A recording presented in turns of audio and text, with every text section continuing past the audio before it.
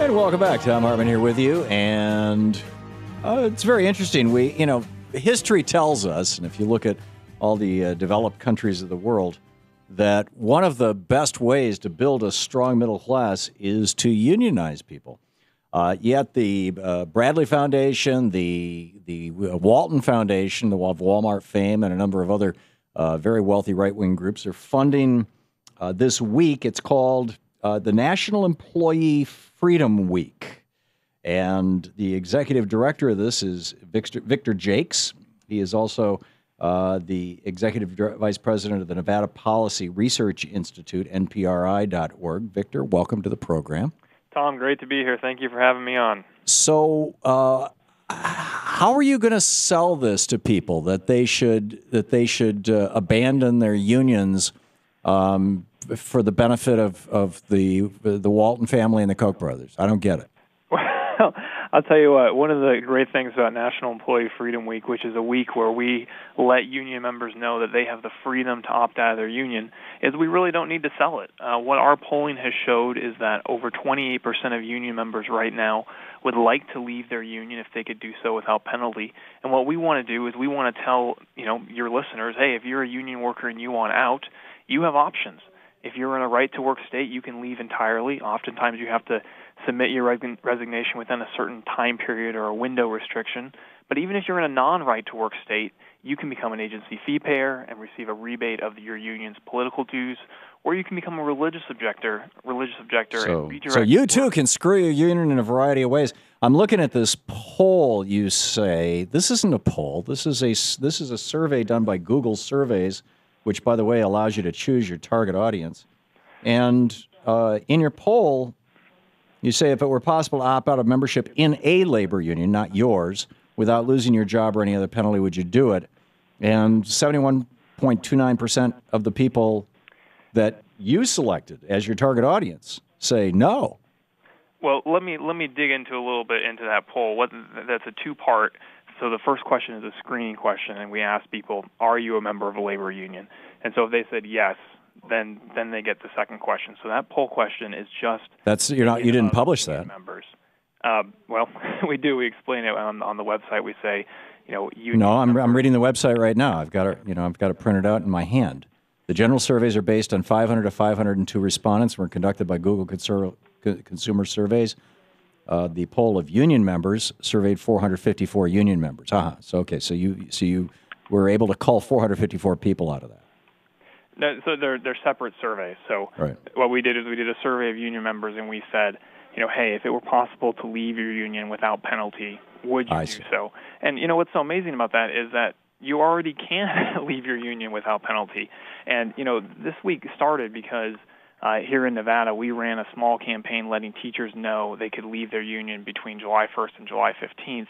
And we had teachers say, I've been teaching for years here in Las Vegas, and I never knew I could leave. I've always wanted to opt out, but I never knew. And so, what we're doing is saying, look, if you like your labor union, great, stay in your labor union.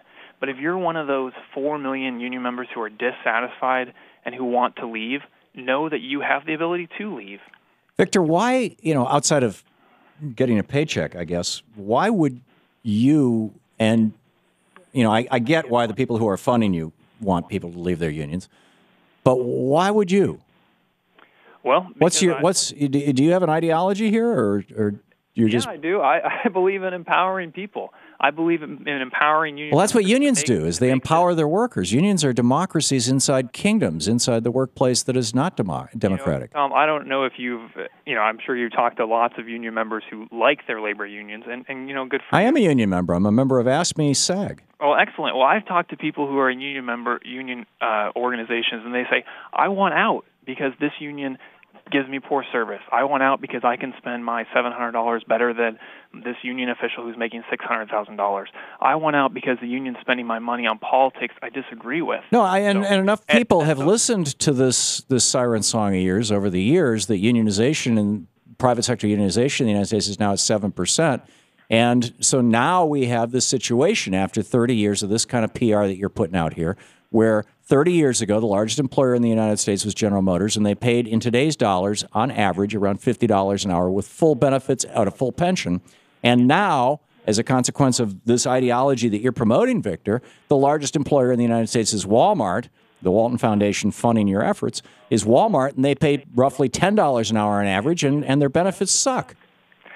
Well, how is that a good thing for this country? I mean, I think there's a lot of factors going into the fall of General Motors that don't involve employees choosing to leave the auto workers union if they aren't satisfied with it. Certainly there's a lot of foreign competition and people being able to provide a better product. But how is it a good thing for America that working people are that the largest employer in the country is Walmart, and they're paying so little that people qualify for food stamps? The average community, every Walmart in the country is costing its local community on average around $1 million a year. This is corporate welfare that's going to, and I'm not talking about the tax abatements and all these other kind of things that they negotiate. That's huge too. It's much larger. But this is just the money that the local community is paying in taxes to subsidize the food stamps and the housing support and other things and medical care, Medicaid, that Walmart employees qualify for, because the business model of Walmart and of the fast food industry and the other people that are your champions, their business model is let the people pay for the costs of our employees, and we'll pay this minimal amount.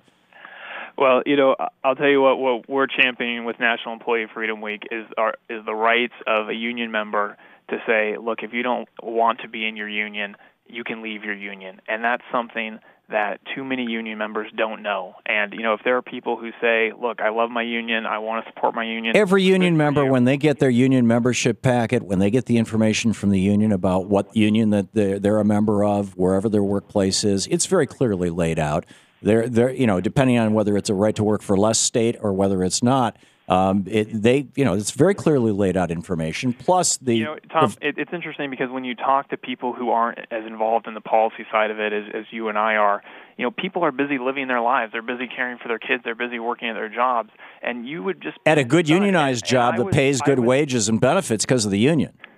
Well, and if people want to join a union, great. I've got no problem with that. But for the 4 million union employees who want to leave, I don't think the union should have any problem with those people leaving. And if the union doesn't want to represent them, then, get rid of exclusive representation. That's what the union... What you're promoting, Victor, is the destruction of the middle class in America.